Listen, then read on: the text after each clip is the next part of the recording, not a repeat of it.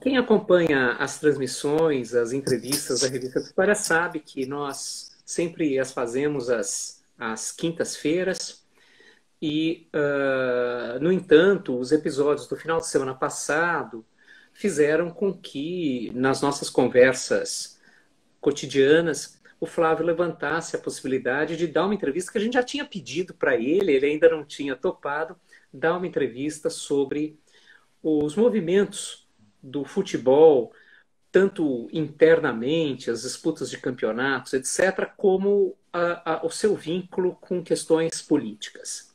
Por isso que a gente marcou, e não dava para esperar, não dava para marcar essa conversa lá para o final de junho, para o começo de julho. Então, por isso que a gente marcou essa entrevista extraordinária, né? A live extraordinária, numa sexta-feira, um pouquinho antes de todo mundo começar a beber, os que forem maiores de idade, naturalmente, e vamos então tocar essa conversa. Só fazer uma observação antes de fazer a primeira pergunta ao Flávio. O pessoal da revista Epígrafe entrou agora há pouco, e hoje à tarde, conversando com um dos rapazes da revista Epígrafe, nós combinamos que aproveitaríamos essa oportunidade para fazer a lembrança de que a revista está que está aberta para contribuições. Se o pessoal da revista Epígrafe que está por aí puder, põe por favor o endereço no chat, põe o endereço da revista no Instagram para que todos possam ir até lá, olhar o movimento. É uma belíssima revista, um trabalho importantíssimo do pessoal da graduação da História. Vamos lá. Flávio, primeiro para falar do futebol jogado no campo, fala-se muito da possibilidade de haver uma volta dos torneios, seja dos campeonatos regionais, seja do planejamento futuro do campeonato nacional. Na Europa já há alguma movimentação nesse sentido. Como está essa conversa? O que tem no horizonte para a volta do futebol em campo? Bom, Júlio, primeiro, boa noite. Você consegue me ouvir bem? Tá tranquilo? Tranquilo, tá? Ótimo. Beleza. Boa noite a todos e todas que estão acompanhando aí essa nossa conversa. O retorno, né? O retorno às práticas esportivas, não só o futebol, mas as outras modalidades esportivas, o futebol em particular, que é o que a gente vai focar aqui, nesse momento ele é uma grande temeridade. Né? Ele obedece muito à lógica, né, de uma sociedade espetacularizada, de uma sociedade do espetáculo, né? As pessoas precisam do futebol, e esse grande complexo econômico que representa o futebol, né? Uma grande engrenagem, um grande negócio. Eu digo que é uma temeridade porque o ator principal do futebol, não o único, né? O ator principal do futebol é o atleta. Evidentemente, é o jogador de futebol. Há um outro ator também muito importante, que é o torcedor. Né? Essa chamada de a volta, o retorno, e mesmo em alguns lugares, como na Alemanha, em alguns lugares onde já está acontecendo isso, a retomada, de um lado, ela exclui a presença do torcedor. Né? Então, é mais uma exclusão num processo que vem se acentuando, Júlio, com a arenização. Então a gente tem um processo de gentrificação, existe um processo de elitização dos espaços de expectação do futebol, criando aí, né, um distanciamento de setores subalternizados, setores populares que acompanhavam tradicionalmente o futebol. Então a gente teria uma exclusão ainda maior, né, porque não teria torcedor, e da parte do atleta, é interessante isso, como nós perdemos, né, nesses últimos anos, nós perdemos os vestiários. Os vestiários estavam em disputa. Já houve tempo em que os vestiários do futebol eles se mostraram mais conscientes. Por exemplo, no início da década de 80, com um fenômeno que eu sempre insisto, um dos episódios mais interessantes da história do futebol brasileiro, que é a democracia corintiana. Né? Tínhamos, na década de 80, nos vestiários, atletas mais críticos, atletas mais engajados, atletas que tinham um posicionamento político mais interessante. Nesse momento, olha que coisa, né, Júlio? retornar às atividades, mesmo que sejam aplicados os testes, mesmo com todo, né, todo o rigor, significa diminuir riscos, não eliminar riscos. Né? Enquanto não houver vacina, enquanto não houver um remédio, uma medicação comprovadamente eficiente para combater a Covid, o atleta, qualquer pessoa que vier se contaminar, ela pode não sofrer nada, ela pode sair disso, ela pode sofrer um tipo de dano à sua saúde que leve à morte, ou ela pode ter sequelas. Né? Sequelas. E normalmente essas sequelas estão associadas ao sistema respiratório. Colocar os atletas profissionais de futebol para jogar, né, significa arriscar a esses atletas não só as suas vidas, mas as sequelas que encerrem prematuramente as suas carreiras. Dentro dessa lógica de garantir o funcionamento, né, a movimentação de recursos para os clubes, uma movimentação bilionária, né, a gente sabe o montante de recursos que estão envolvidos em relação a patrocínios, pagamentos de atletas, etc., etc., mas com isso, mais uma vez, com o sacrifício da vida e o sacrifício da carreira desses atletas. Então é muito curioso e significativo que a gente não tenha um movimento contundente, que a gente não tenha uma atuação contundente de sindicatos de atletas ou de lideranças de atletas se colocando contra isso. Não é? Se posicionando contra, o que é uma grande temeridade. Né? É uma loucura isso. Determinados grupos de torcedores, até mesmo alguns dirigentes de clubes, têm se manifestado contra isso, né? Que revela um pouco, o mínimo, né, de serenidade num momento tão difícil, em que a serenidade é uma atitude que falta, né, que é escassa nesse momento aqui em que a gente está vivendo. Então, essa questão do retorno, mesmo que tomados todos os cuidados, ela é criminosa. Ela é criminosa. E ela aponta para pessoas que não têm, na verdade, apreço pelo futebol, têm apreço pelo negócio do futebol, que são coisas bem diferentes. Né? Claro. A lógica do futebol aí envolvida mesmo nos interesses econômicos que o futebol mobiliza, o futebol movimenta. A Tá Teixeira fez uma pergunta aqui que como você começou a estudar futebol, mas isso me fez lembrar que, ao contrário do que deve fazer um entrevistador, eu não apresentei o entrevistado no início. Né? O Flávio é formado em História pela PUC e é professor de História Medieval no Departamento de História da USP. Foi pesquisador convidado da Fundação Calouste Gulbenkian, em Lisboa, foi pesquisador convidado do ERRES, em Paris, que hoje em dia ele coordena o Ludens, né, um núcleo de estudos do futebol e de atividades lúdicas em geral, com pesquisas que percorrem desde os jogos na Idade Média até a contemporaneidade. Estão aparecendo algumas perguntas por aí, Flávio, que depois a gente pode recuperar, mas vamos voltar um pouquinho para o final de semana passado. Vamos voltar para o final de semana passado, porque uma discussão, claro, é a do retorno das atividades esportivas em geral, no futebol, a NBA está discutindo isso, enfim, nos vários esportes. Outra coisa é a maneira como um outro personagem, um personagem central do mundo esportivo, que é o torcedor, se comporta diante do que nós estamos atravessando, seja no Brasil, seja fora do Brasil. No final de semana passado foi típico dessa manifestação do torcedor. Você falava agora há pouco que quem cogita o retorno das atividades são aqueles que se interessam pelo negócio, e não os praticantes, não os protagonistas, jogadores, e não necessariamente os protagonistas torcedores. Qual é o lugar das torcidas nessa altura do campeonato e por que elas assumiram esse papel que assumiram com as manifestações do final de semana passado? Então, em relação às torcidas, é bem interessante, porque esse é um processo que já vem de pelo menos uns 20 anos. Né? Então, desde a década de 90, no Brasil, a célebre Batalha do Pacaembu, o conflito entre torcedores do Palmeiras e do São Paulo, que foi uma tragédia, e uma tragédia provocada também, né, não só pela ação dos torcedores, das torcidas organizadas, mas também provocada pela negligência dos organizadores do evento, né, seja a Polícia Militar, seja a Federação Paulista de Futebol, mas desde daquele momento há um processo de alijamento e de criminalização das torcidas organizadas e dos torcedores de futebol em geral.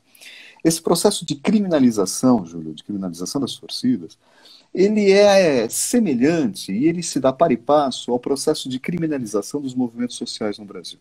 Né? Esse olhar criminalizador, ele é análogo, né, em relação aos movimentos sociais, em relação às torcidas organizadas. No caso das torcidas, ele visa justificar esse processo de elitização, né? Essa transformação dos espaços de expectação em espaços de setores privilegiados, né? O grande negócio que se montou em torno das arenas, né? Então, no lugar daquele estádio, aquele velho estádio de futebol, que nós tínhamos, de certa maneira, até uma representação da própria sociedade, né? Se a gente lembrar para o antigo Maracanã, que havia até a geral, então todos os setores da sociedade, todos os setores da sociedade estavam representados no Maracanã. Era possível, era acessível, né, que pessoas muito pobres, pessoas sem recursos, assistissem a partidas no estádio do Maracanã.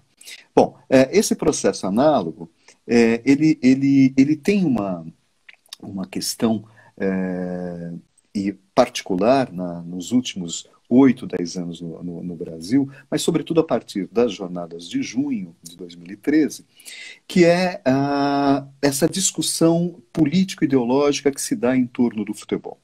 Eu gosto de resgatar, Júlio, uma sugestão, né, do Roberto da Mata, a partir do Victor Turner, que é a ideia de dramatização social, né, de ritualização da sociedade.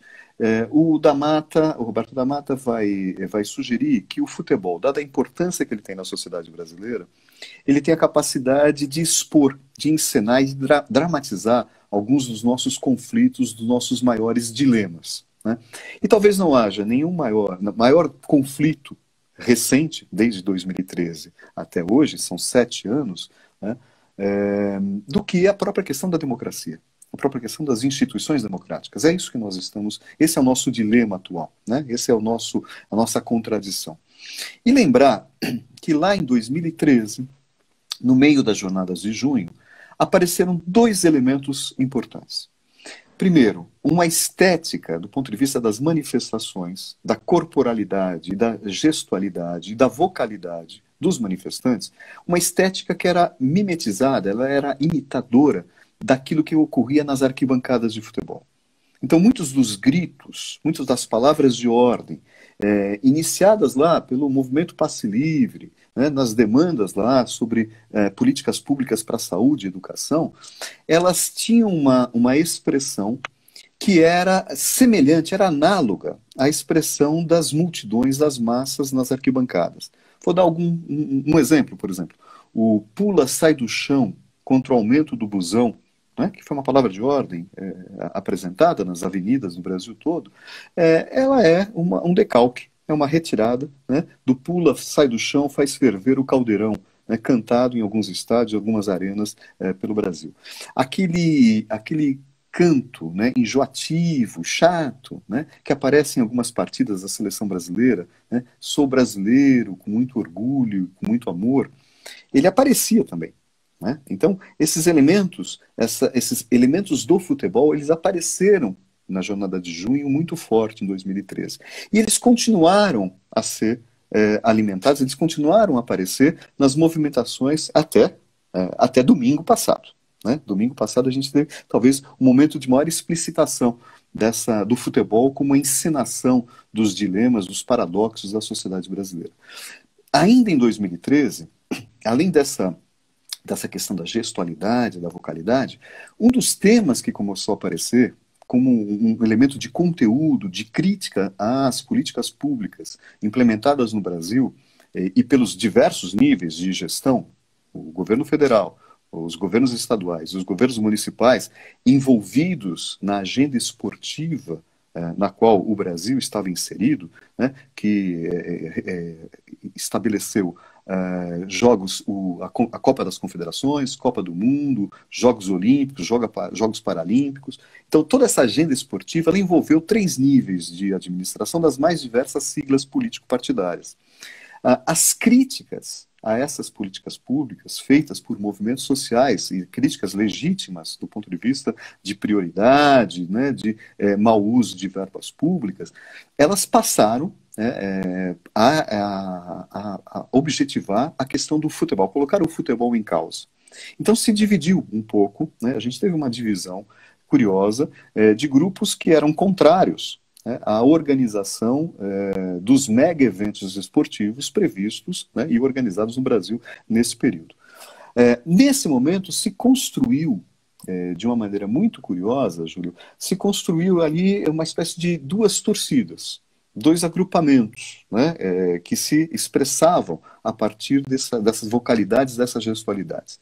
E naquele momento surge claramente, né, começa a tomar corpo, um grupo à direita, um grupo mais fascista, né, de extrema direita, e que começa a se apropriar de símbolos nacionais. Aquilo que a gente pode chamar de resgate do verde-amarelismo.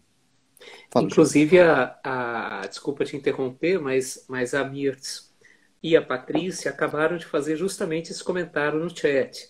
O uso da camisa da seleção. A Mirtz lembrou e a Patrícia completou. E como fica a seleção depois que alguns dos seus símbolos mais importantes foram apropriados pela direita política? É exatamente isso. Ela começa a aparecer, né? Ela começa a aparecer. Essa apropriação começa a aparecer nas jornadas de junho de 2013. Ela vai ganhar corpo em 2014. Em 2014 a gente tem um paradoxo, né? Dentro de campo, né? Uma torcida verde-amarela, uma torcida da seleção brasileira verde-amarela, fora de campo, setores, movimentos sociais bradando não vai ter Copa contra a organização da Copa do Mundo. Mas, de qualquer maneira, em 2014 a gente tem uma questão interessantíssima, que é esse verde-amarelismo ele sendo acionado como elemento aglutinador do antipetismo e contra a esquerda. Tem um episódio importante que é a realização do segundo turno das eleições de 2014, Aécio e Dilma, e a campanha do Aécio mobiliza via redes sociais a orientação para que os partidários do Aécio vestissem a camisa amarela da seleção brasileira. Então a gente tem uma onda de camisetas da seleção brasileira no segundo turno de 2014 e havendo aí uma lógica simbólica de aglutinação dos partidários do Aécio contra a Dilma, no segundo turno, se apropriando das camisetas da seleção brasileira. A partir daí, essa apropriação, esse elemento aglutinador, ele vai tomar corpo. Não é novidade, Júlio. Desde 1989, que as candidaturas à presidência da República de centro-direita elas utilizam essa lógica cromática do verde e amarelo contra a esquerda, né? Isso se acentua a partir de 2014, no segundo turno, e vai se acentuar em 2015 nas manifestações contra Dilma, né, as manifestações golpistas que levam ao golpe contra Dilma Rousseff, e se intensificam, né, ao longo desse período, aí, 2016 até 2018, nas manifestações de direita e na campanha do Bolsonaro. O Bolsonaro vai se apropriar, a extrema-direita vai se apropriar do símbolo da seleção brasileira, criando esse desconforto que as colegas aí que você mencionou apontaram, essa dificuldade para a gente utilizar a camisa da seleção brasileira, porque ela está identificada, né, com a extrema-direita. Identificada com a direita. Há uma apropriação. O que a gente tem aqui é uma ressignificação da camisa amarela, que tem uma história, né? Tem uma história. 62, né? Tem uma história futebolística, né? A camisa da seleção brasileira até 1950 era branca, com punhos e golas azuis. É a derrota no Maracanã que faz a antiga CBD alterar o uniforme para o amarelo. Em 58, a seleção ganha da Suécia na final com uma camisa azul, porque a Suécia joga de amarelo e tem que improvisar uma camisa azul, porque E segundo Paulo Machado de Carvalho, é um manto, a cor do manto de Nossa Senhora, né? Cor do manto de Nossa Senhora, e não havia uniforme, não tinha sido levado o uniforme de outra cor, eles têm que improvisar na semana, ali, nos dias que antecedem a final, uma camisa azul. Mas a partir daí, de 62, a vitória no Chile, e depois 70, né, a camisa amarela da seleção brasileira, ela se torna um símbolo oficioso do país. Ela não é um símbolo nacional, oficial, mas ela é um símbolo oficioso. Durante a ditadura, esse símbolo ele é utilizado, né?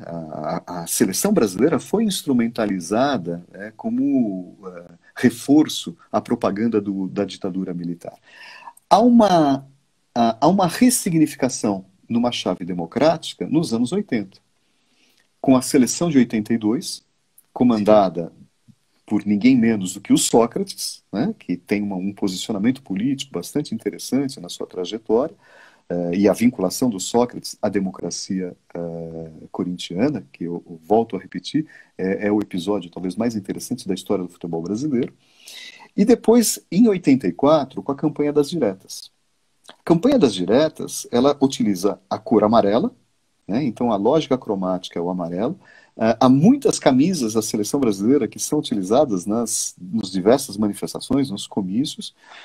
E lembrar que o locutor da campanha das diretas é, na época, Osmar Santos, o principal locutor esportivo, o principal locutor do futebol brasileiro, né? O grande locutor.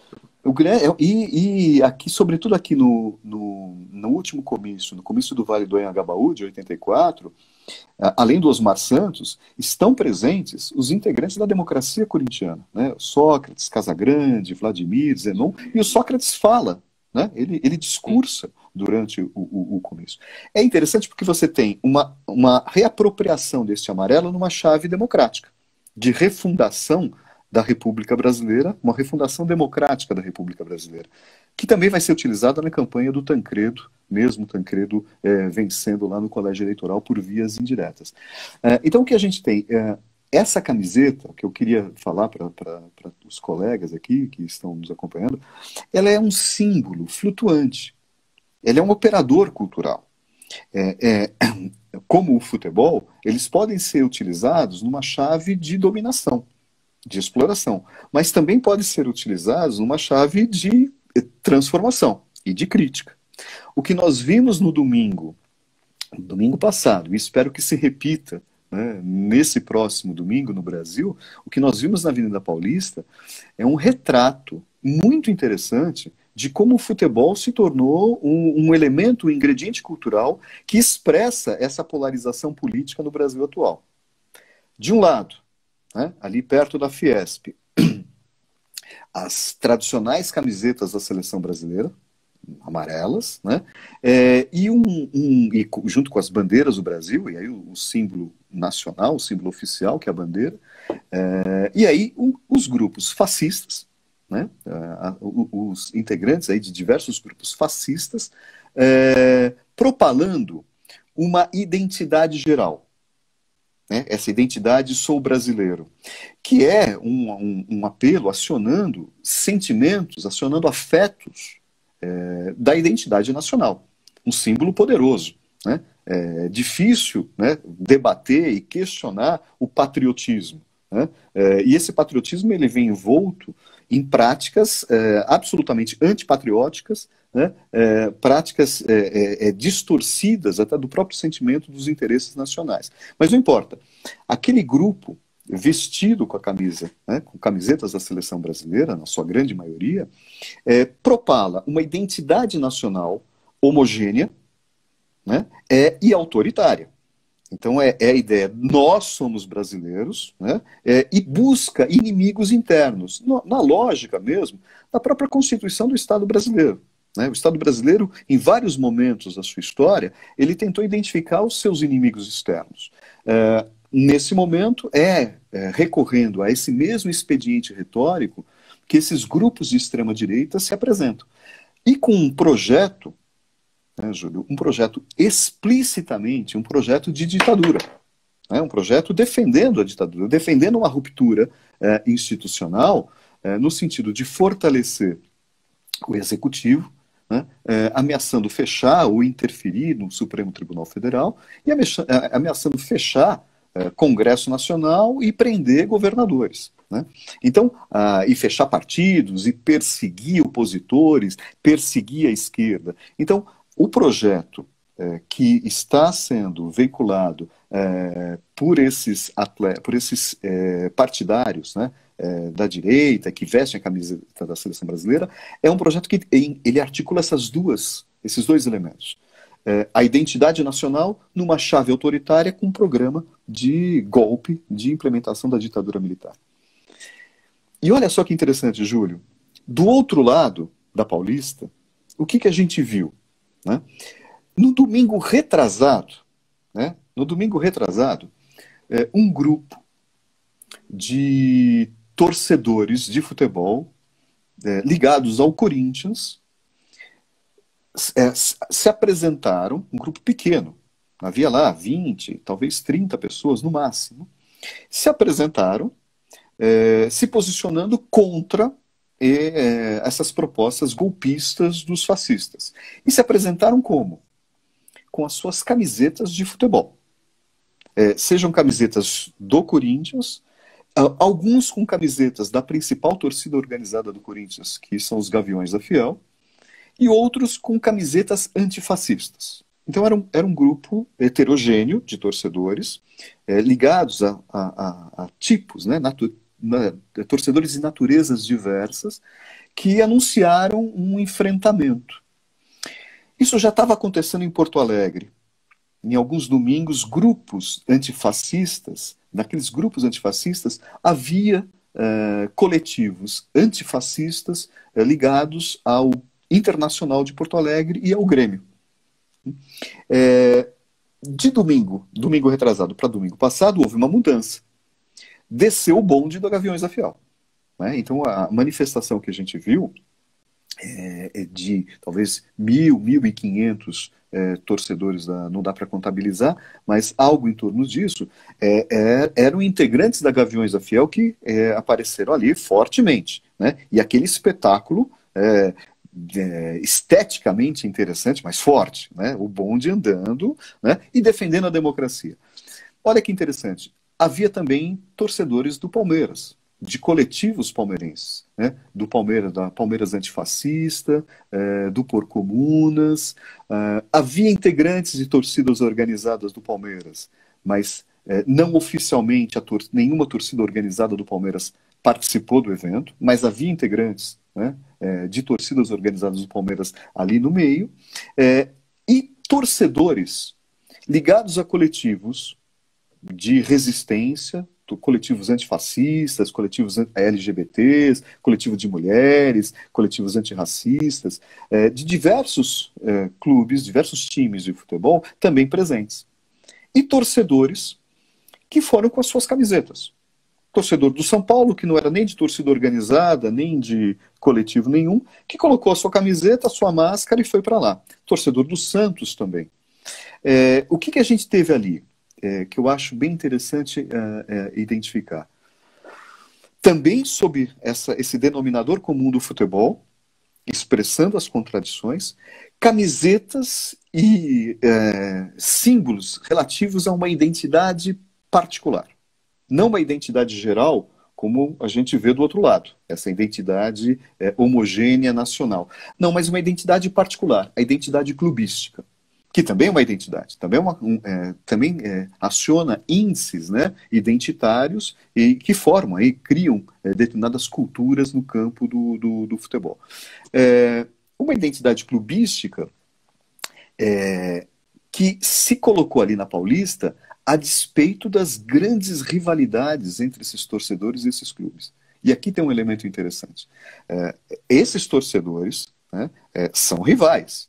E uma rivalidade que, como eu apontei, pelo menos desde a década de 90, mas até antes disso, ela se expressou em episódios violentos, episódios de enfrentamento de torcedores organizados de vários clubes. No entanto, no domingo passado, a gente presenciou a convivência democrática de torcedores com identidades diversas, compartilhando o mesmo espaço e um programa político comum, que é a defesa da democracia e o combate ao fascismo. Olha que interessante. A gente tem aqui a diversidade, a gente tem a heterogeneidade, o que a Liga, ao contrário dos agrupamentos fascistas que estavam com a camiseta verde e amarela, que propalavam uma homogeneidade autoritária, aqui a gente tinha uma diversidade democrática, comprovável pela convivência, pela presença, pela participação, né, de grupamentos, na sua imensa maioria, de corintianos, que viram torcedores com camisetas de outros clubes e que não saíram distribuindo pancada, agredindo esses torcedores. Muito pelo contrário. A despeito das rivalidades clubísticas, né, a construção na prática de uma plataforma e um programa de democracia pelo futebol. É bem curioso, Júlio, porque talvez uma das nossas maiores aflições nesse momento é a dificuldade de a gente passar, né, aqueles que defendem a democracia no Brasil, aqueles que se incomodam com as ameaças, se incomodam de verdade, com os riscos que as instituições democráticas, que o Estado de Direito no Brasil estão correndo, a nossa dificuldade de superar determinadas diferenças no campo político. Estou pensando no campo político partidário, estou pensando no campo dos movimentos sociais, do movimento sindical. Né? Então, a nossa dificuldade de articulação, né, e de construção de um programa, um programa antifascista, né, que me parece que é a pauta, né, a grande questão hoje para nós, é a construção de um programa antifascista, a dificuldade que a sociedade civil tem, e os partidos políticos têm tido, e as lideranças políticas, e eu não estou pensando só as lideranças de esquerda, também estou pensando nas lideranças de centro, as lideranças de centro-direita, a dificuldade em construir e superar animosidades, rivalidades, ressentimentos, problemas de disputas políticas recentes, em nome da democracia. Né? E perceber que existe aí um risco muito grande, que é a implementação de uma ditadura fascista, de um Estado mais policialesco ainda no Brasil. Olha que interessante, no vácuo disso, enquanto a gente está nesses 2 meses e pouco de isolamento social, nós estamos nos amargurando com isso, né, esperando, a cada dia a gente espera nas redes sociais, na imprensa, a gente espera uma notícia boa. Né, a gente espera uma notícia boa que faça, bom, quando é que a gente vai conseguir uma articulação para derrubar o Bolsonaro? Né? Quando é que a gente vai conseguir uma articulação para evitar o risco de um golpe fascista? No vácuo disso, Júlio, então, olha que interessante, na incapacidade momentânea, e eu acho que é uma incapacidade momentânea, eu sou otimista, eu espero que a gente consiga superar isso, mas diante da incapacidade momentânea, da gente conseguir articular isso, as torcidas, né, aquelas criminalizadas, aquelas que têm todos os estereótipos, né, de que são os trogloditas, uns brucutus, né, gente que tem que ser presa, as torcidas que têm que ser eliminadas, têm que ser banidas, as torcidas dão um exemplo, né, na prática, né, de capacidade de convivência democrática com as suas diferenças, que são bastante grandes, bastante profundas, em função de todos os conflitos que elas também têm, entre elas as vendetas, as histórias de vendetas que essas torcidas têm, inclusive com torcedores, com integrantes dessas torcidas que acabaram morrendo. Né? Então, nós estamos falando de coisas bem sérias aí do ponto de vista da convivência. Mas também eu acho que é muito bonito. A gente tem um momento histórico domingo passado. Domingo passado a gente assistiu a um momento histórico, um momento importantíssimo. Não sei se isso vai vingar, né? Não sei se isso vai ter frutos, né? Vamos ver o que vai acontecer domingo agora. Há informações de diversos lugares no Brasil em que as torcidas vão sair, torcidas antifascistas, coletivos, torcidas organizadas, torcedores. Eu não sei qual que vai ser o resultado disso. Né? Parece que também movimentos sociais vão sair. partidos políticos também vão sair, né? Então, há uma série de estímulos para que domingo a gente tenha, a despeito da pandemia, a gente tenha uma certa movimentação social, que pode mudar um pouco o caráter disso. Pode ser, Júlio, que essa presença das torcidas tenha sido, para usar uma metáfora futebolística, pode ser que tenha sido só o pontapé inicial de um jogo que vai ser jogado em vários níveis, em vários campos, né? Inclusive no parlamento, né? Todos os campos eles vão ter que ser campos de disputa. Pode ser que não, pode ser que dê errado, a gente tenha uma repressão tremenda, infiltrados, e termine domingo, termine numa grande frustração. Mas, independentemente do que viesse construir no domingo agora, daqui a 2 dias, o significado do domingo passado, né, por parte das torcidas, a representação disso, né, me parece muito positivo. Me parece muito positivo e significativo da cultura, da sociedade brasileira nesses últimos anos. Apareceram várias questões aí que retomaram aspectos de que você já tratou, e há um tema que foi recorrente em várias falas, que é uma volta, né? Quem levantou essa questão lá atrás foi o Max, que agora pergunta sobre os partidos, tal coisa, mas lá atrás o Max falou assim, bom, por que se perdeu o vestiário? Para usar a imagem que você usou lá atrás, lembrando, evocando a democracia corintiana, por que se perdeu o vestiário? E depois, em vários momentos, apareceram questões ligadas. Bom, muita gente falou das camisas, tal, coisas muito interessantes, mas ao fato de que os jogadores falam pouco.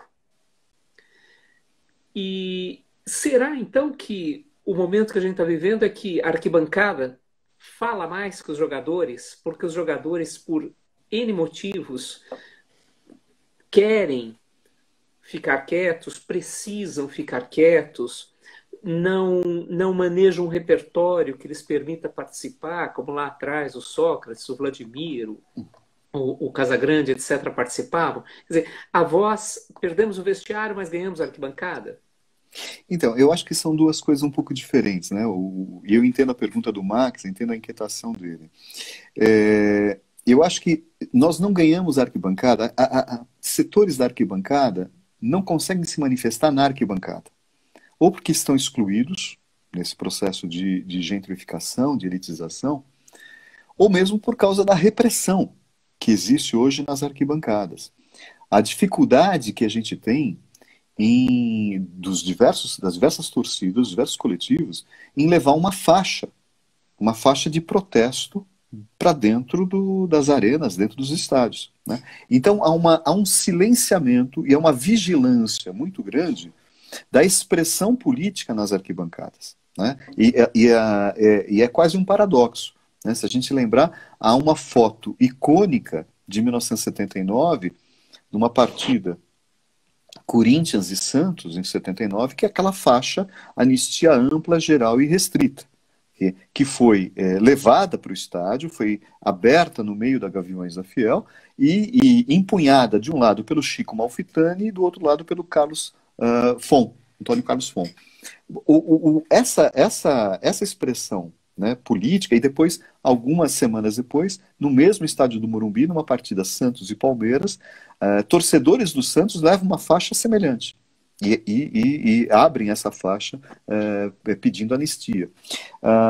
O que tem acontecido recentemente, por exemplo, as manifestações que tentaram ser feitas exigindo apuração, né, dos mandantes do assassinato da Marielle, da vereadora do Rio de Janeiro, a dificuldade que esses torcedores tiveram para entrar com faixas, entrar com pequenas bandeiras, burlando a segurança, né, construindo faixas com letras estampadas na camisa e depois se agrupando para poder dar o seu recado. Então, há uma repressão. Eu estou partindo daí porque calar as arquibancadas, impedir que as arquibancadas possam se manifestar politicamente, está associado ao fim da festa, a repressão à festa. As torcidas hoje são cada vez menos festivas. Aqui em São Paulo é proibido entrar com bandeiras, com mastros, né? Então há uma restrição aos instrumentos musicais, aos adereços que essas torcidas podem fazer, há uma diminuição dos espaços que essas torcidas têm dentro das arenas e dos estádios. Junto com isso, junto com essa criminalização das torcidas, esse olhar estereotipado de que esses torcedores são todos violentos, aproveita-se isso para se cercear o direito legítimo de se posicionar politicamente, né? E apresentar essa massa torcedora poder se apresentar politicamente. Eu acho que isso tem eco no vestiário. Estou partindo daí porque acho que a gente perdeu o vestiário, né? A gente perdeu a disputa política no vestiário, primeiro pela própria dinâmica dos atletas profissionais de futebol, né? O último grande movimento foi o Bom Senso, né? O Bom Senso Futebol Clube, liderado ali pelo Paulo André e alguns outros atletas. Acho que a gente tem um contexto de refluxo, um contexto mais conservador, e esses atletas, eles foram, de certa maneira, empurrados, né?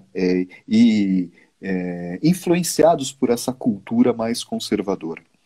Isso de um lado. Por outro lado, a gente não tem esse contraponto, né, das torcidas podendo sinalizar para esses atletas, né, determinadas questões contra o racismo, contra o machismo, contra a homofobia. Então, nesse aspecto, a gente tem uma espécie de bloqueio de comunicação. A única comunicação que a torcida consegue exercer com os atletas é no sentido da competição, da vitória, né? Essa vitória para essa lógica da competitividade. No entanto, nos últimos 2 anos, esses atletas eles se politizaram, sim. Eles se politizaram à direita. À direita. Em 2018, foi muito triste, muito difícil acompanhar o Campeonato Brasileiro 2018 e assistir a comemorações de diversos atletas, né, que faziam gols e comemoravam fazendo arminha, a gestualidade ligada à campanha do Bolsonaro. É muito triste, é muito difícil acompanhar as declarações do goleiro Marcos do Palmeiras, que se tornou um extrema-direitista contundente, né? E a cada dia ele posta coisas horrorosas nas suas redes sociais. Então, a gente sabia disso. Mais muito uma ruim. prova de que o titular tinha que ter sido o Rogério Ceni, né? Que também não é muito diferente, né? Não é muito diferente do Marcos. Mas, assim, o que é interessante, a gente tem um contexto e faltam lideranças mesmo entre esses atletas, né, que consigam persuadir e contrapor, né, essa maré conservadora. E esse bloqueio, eu acho que esse bloqueio, do ponto de vista, as torcidas mais à esquerda, as torcidas antifascistas, os coletivos de resistência, não conseguirem espaços nas arquibancadas e não conseguirem se contrapor, né, e apresentar elementos que pudessem vir a interferir até no debate interno dos vestiários, né? Então, eu acho que tem um pouco isso, né? Nós perdemos por uma série de fatores, mas perdemos. Uhum. Agora, nós não estamos nos vestiários, né? Nós estamos nas arquibancadas, né? Então, o nosso espaço de intervenção fundamental é como torcedores, né? E é lá que a gente tem que tentar atuar, tem que tentar construir algum tipo de intervenção. Só fazer uma observação a propósito de um comentário do Bruno. Claro, Bruno, Bruno Jackson, é óbvio que aqui a gente sempre aceita as posições variadas e divergentes. A gente está justamente falando de democracia. Eu concordo com você que não é só a extrema-direita que usa a camisa amarela da seleção. Todos podem, inclusive já foi comentado no chat que há um movimento de atletas pela democracia, atletas pela liberdade, que busca a reapropriação da camisa amarela. O Flávio falava, na verdade, da construção de um símbolo, da apropriação de um símbolo e do uso político desse símbolo. Bom, eu não vou conseguir repassar todas as questões que foram aparecendo por aqui. Apareceu discussão acerca da FIFA, apareceu, enfim, todo tipo, sobre o fato de que o presidente da República usa a camisa de vários times, a dificuldade dos partidos de se relacionarem com esses movimentos que estão na rua, os partidos políticos, né, as instituições partidárias, ou seja, vários comentários, todos muito interessantes, que a gente não consegue dar conta de todos, mas que, na verdade, caminham mais ou menos para o seguinte sentido: essas torcidas estão fazendo alguma coisa, essas torcidas estão abrindo um espaço, há uma brecha aí, para usar a terminologia de maio de 68, né? Há uma brecha. Se essa brecha vai ser aproveitada ou não, ainda não dá para saber, né? Agora o chat foi tomado por uma discussão sobre a dificuldade de ser palmeirense. Isso sempre foi, a gente sabe. Eu como palmeirense, acho que todo mundo não, mas acho que a maioria aí sabe, né, que eu sou palmeirense. Até tinha umas brincas nas chamadas, né? Alguém já fez um meme, colocou lá algumas alusões. Então, teve uma ironia em relação ao legítimo Mundial do Palmeiras em 1951. Então, aos palmeirenses e aos não palmeirenses, eu estou vendo que aqui começa a entrar uma discussão do Rogério Ceni e tal. É com muita tristeza que eu vou me referir ao Marcos, né? Porque, indiscutivelmente, como atleta, como jogador do Palmeiras, ele é um atleta respeitadíssimo, né?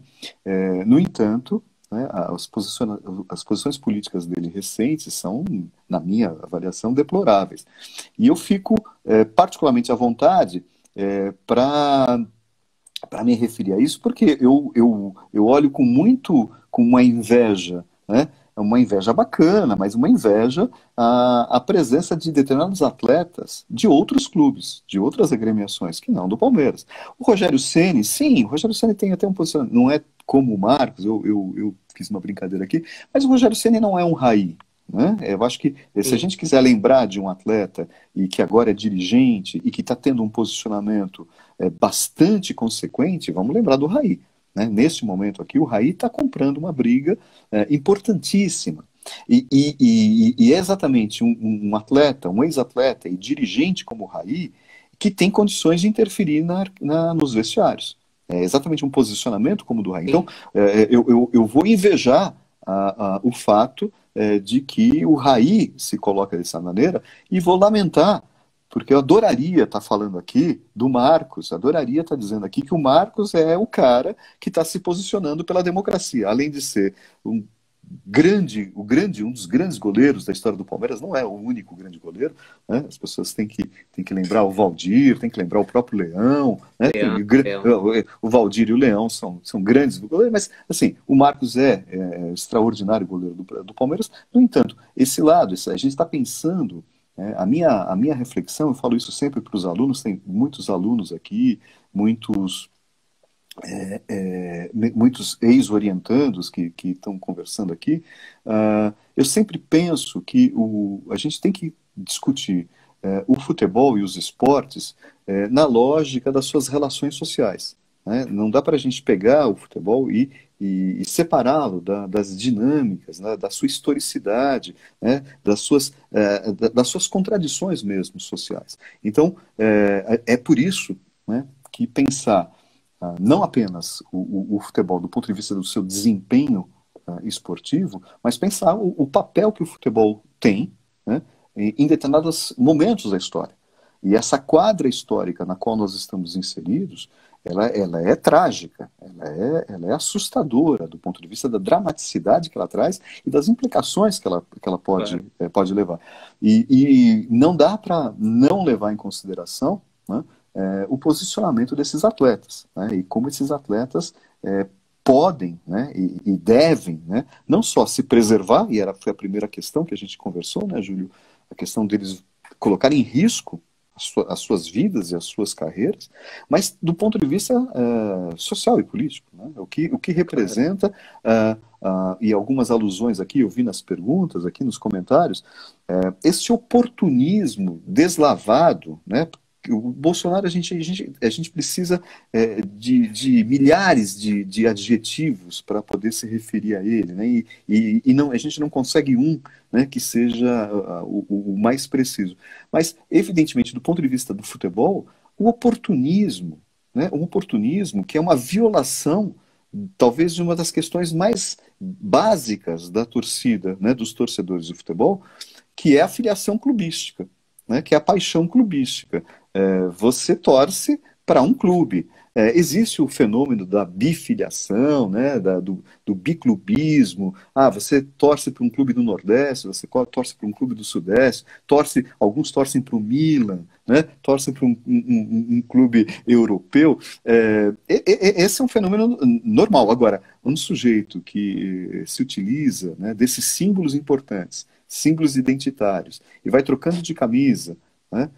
E olha que loucura, a gente não consegue nem combater isso, nem no âmbito do futebol, né? Tamanha essa dificuldade dessa comunicação, né? Veste a camisa do Flamengo, veste a camisa do Palmeiras, Flamengo do Vasco, do né? Vasco, né? E vai seguindo por aí, né? Bom, a Andrea está celebrando o Grande Avaí, que é também o clube do Guga. Do jogador de E tênis. nós vamos ter que encerrar a transmissão porque está acabando o nosso tempo, já já vai cair a conexão. Não dá, infelizmente, para responder a todas as perguntas. O Bruno lembrou que, lógico, quando se fala em alguns atletas da direita, não é uma generalização, né? Porque há atletas em várias posições, de forma nenhuma é Claro. possível você uniformizar. Então, para a gente fechar, Flávio, que a gente tem 2 minutos aí para encerrar, eu vou pescar uma questão e eu juro que não é proteção E nem provocação.